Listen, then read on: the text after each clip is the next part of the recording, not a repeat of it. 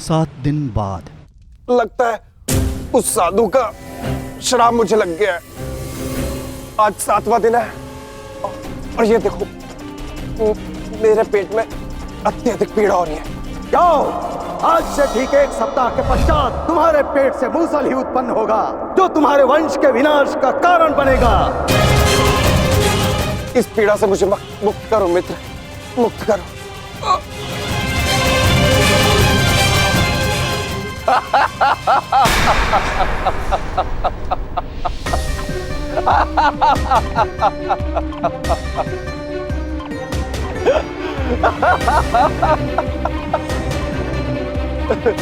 तुम कितने बड़े मूर्ख हो मित्र। कुछ नहीं हुआ है मुझे, सही हूं मैं। कहा था ना मैं, वो साधु एकदम पाखंडी है।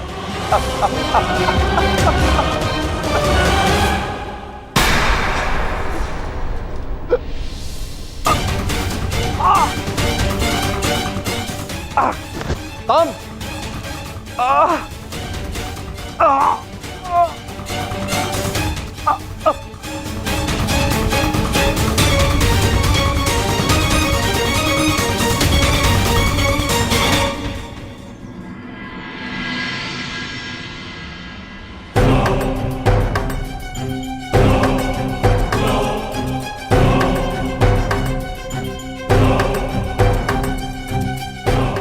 बड़ी विचित्र घटना घटी है वासुदेव। कुमार साम के शल्य चिकित्सा के पश्चात उनके पेट से ये मूसल निकला है।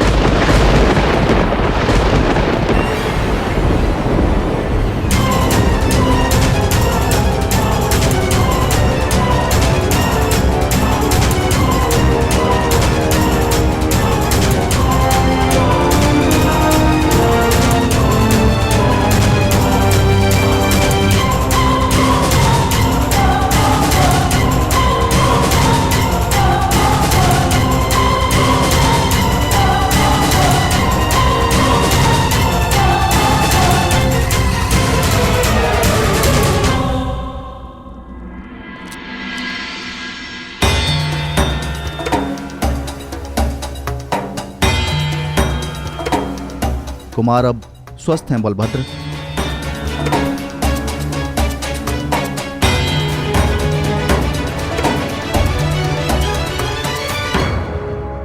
देख लिया, ये उस श्राप का नहीं, ये तुम्हारे अहंकार और तुम्हारे मदिरापान का फल है। ये श्राप तो केवल एक निमित्ता है। तुम्हारे कर्मों के कारण यदुवंश का नाश जन्म ले चुका है। यदि मदिरा के मद में तुमने एक महात्मा का अपमान ना किया होता तो आज तुम्हारी यह दशा ना होती।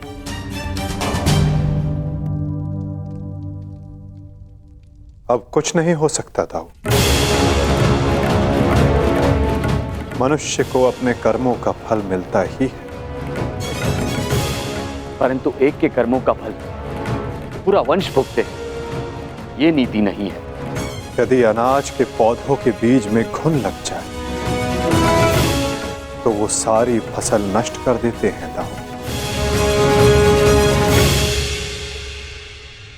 नहीं कान्हा, मैं सांप की मूर्खता का फल समस्त द्वारका को नहीं भुगतने दूंगा।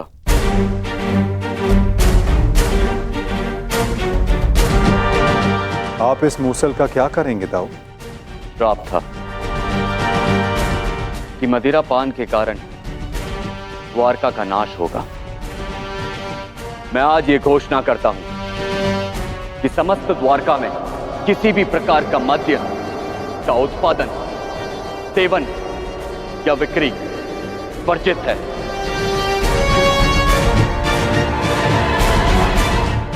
और रही बात इस मूसल की, तो इसका उपाय है मेरे पास।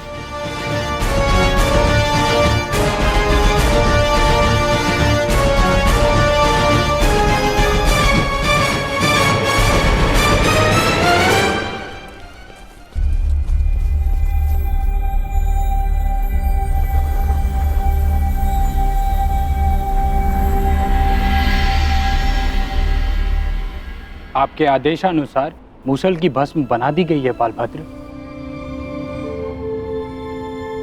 इसे द्वारका के समुद्र तट पे बहा दो।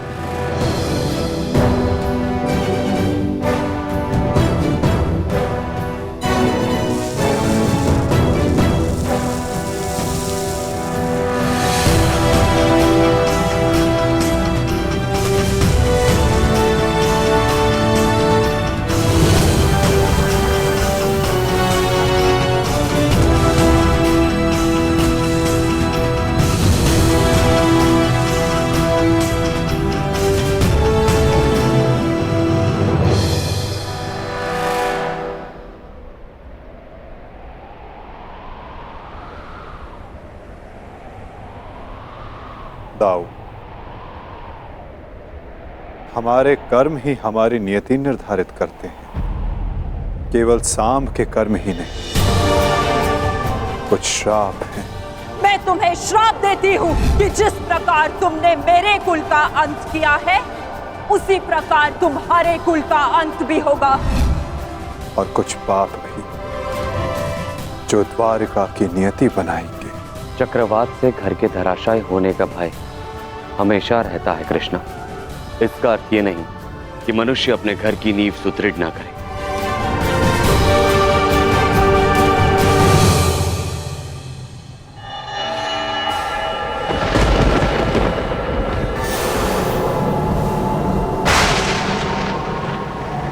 जब नींव गल जाती है दाऊ,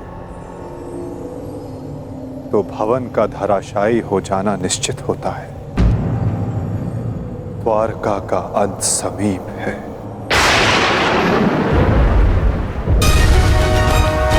नहीं कान्हा, मेरे रहते हुए ऐसा नहीं होगा।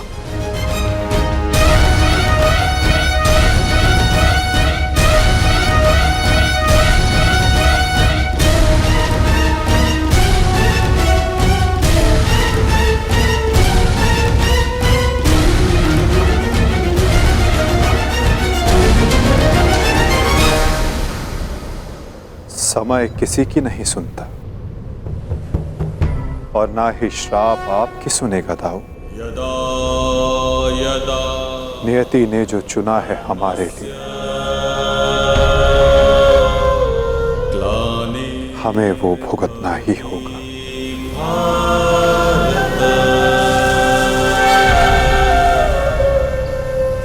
अभ्युत्थानम् अधर्मस्य तदात्मानं सृजाम्यहम्।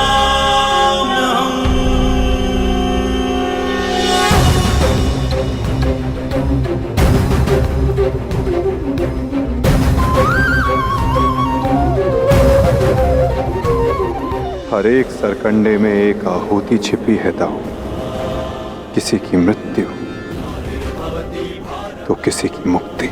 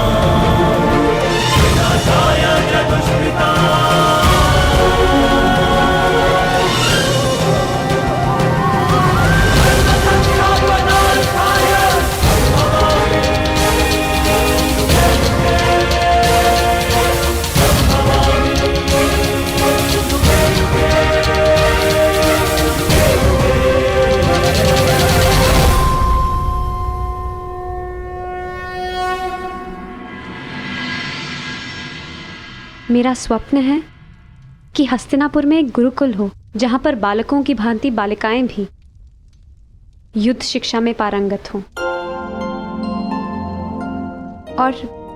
और अपनी सुरक्षा करना सीखें। अति उत्तम विचार है पुत्री।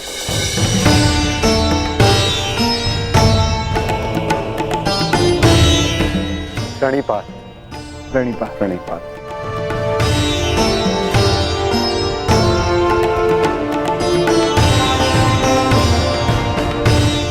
यदि प्रत्येक स्त्री अपनी सुरक्षा में समर्थ हो जाए तो कोई भी पुरुष उस पर अत्याचार नहीं कर पाएगा। यदि वो अबला से सबला बन जाए तो ना ही कोई चीरहरण होगा और ना ही कोई महाभारत होगी।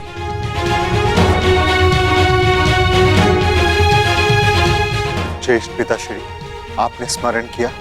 हाँ पुत्र, एक महत्वपूर्ण निर्णय लिया है जो मैं तुम्हें बताना चाहता था।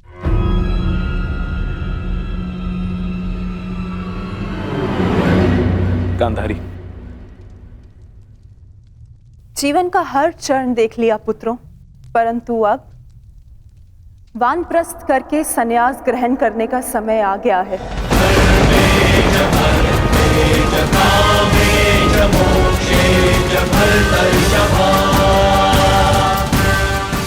हाँ पुत्र, युधिष्ठिर जीजी और मुझे विदा लेने की आज्ञा दे।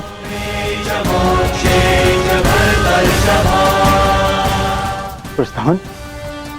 किंतु अचानक ऐसे? क्या हुआ माता? कोई समस्या हुई है या हमसे कोई भूल हुई है जिससे आपको कष्ट पहुंचा है?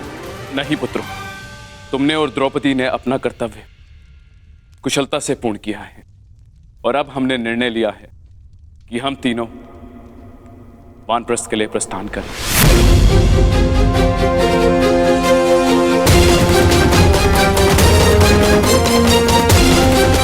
कि हम तीनों वानप्रस्थ के लिए प्रस्थान करें।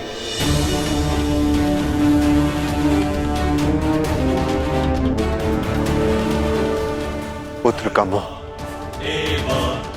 आपको जाने भी नहीं देना चाहता और पुत्र का धर्म आपको रोक भी नहीं सकता। आप सबके तप संचय को रोकना भी पाप होगा।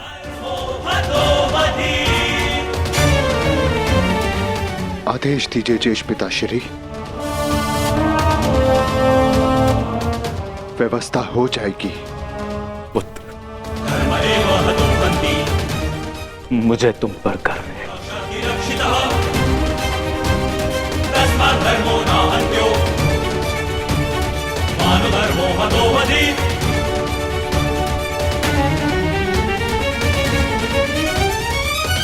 परंतु हम आपको ऐसे नहीं जाने दे सकते।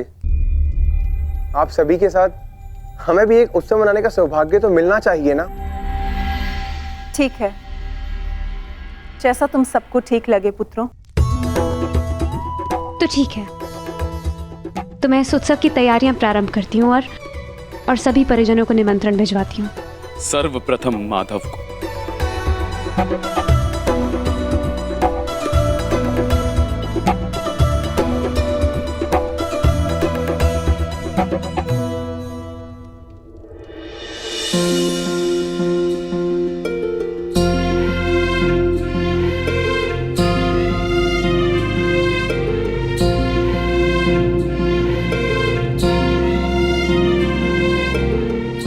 सखी ने निमंत्रण दिया है, स्वीकार करना ही पड़ेगा।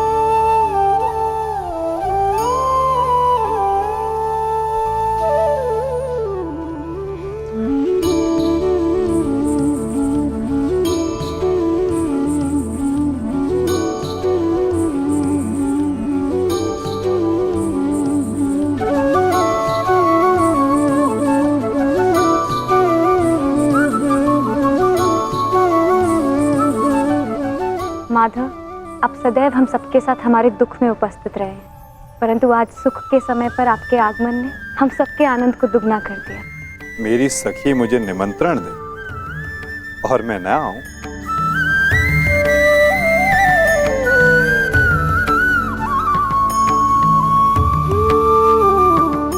तुम सबका परिश्रम स्पष्ट दिखाई दे रहा है। जब प्रेरणा देने वाला शुभ हो तो परिश्रम का फल भी शुभ ही होता है माधव। आइए माधव, अपना स्थान ग्रहण करें।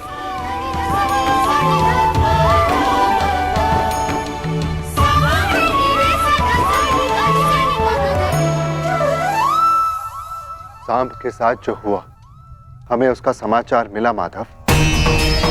हमें उसका खेद है। कुमार सांब के शल्य चिकित्सा के पश्चात उनके पेट से ये मूसल निकला है।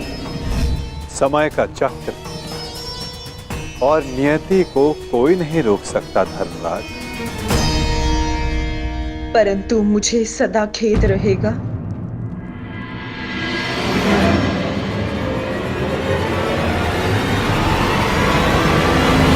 कि ये नियति मेरे ही श्राप के कारण आई है वासुदेव।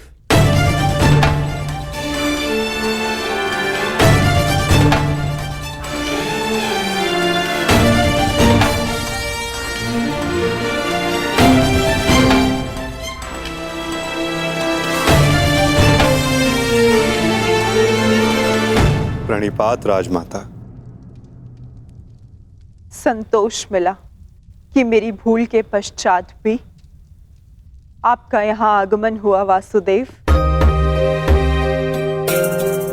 नहीं राजमाता, मैं आया क्योंकि मेरा यहाँ उपस्थित होना आवश्यक था। मुझे क्षमा कर दीजिए वासुदेव। बीते समय पर शोक मनाने से कोई लाभ नहीं। आनंदमय तो ये है कि हम सभी आने वाले नए भविष्य का स्वागत करें। कैसा भविष्य माधव? बधाई हो सम्राट, महारानी वृषाली ने पुत्र को जन्म दिया है।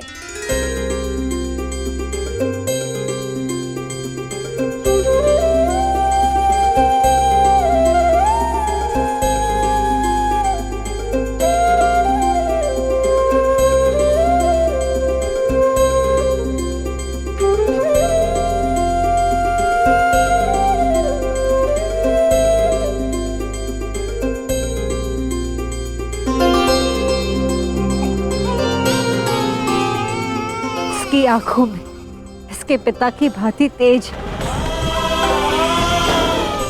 कल्याण हो। बुआ श्री, इस बालक का नामकरण कीजिए।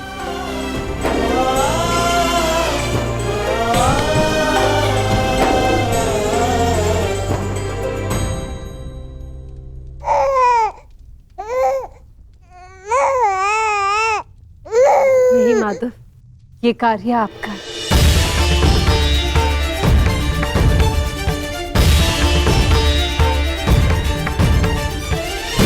क्षमा शमोस्तेयम् शौचमिन्द्रिय निग्रहः। क्षमा शमोस्तेयम् शौचमिन्द्रिय निग्रहः। निर्विद्या सत्यं प्रोतो दशकं धर्मलक्षणम्। मित्रकर्ण के एक वीर पुत्र का नाम वृषसेन था और इस वीर बालक का नाम है राधे कर्ण पुत्र वृषकेतु। वृषकेतु, वृषकेतु, वृषकेतु।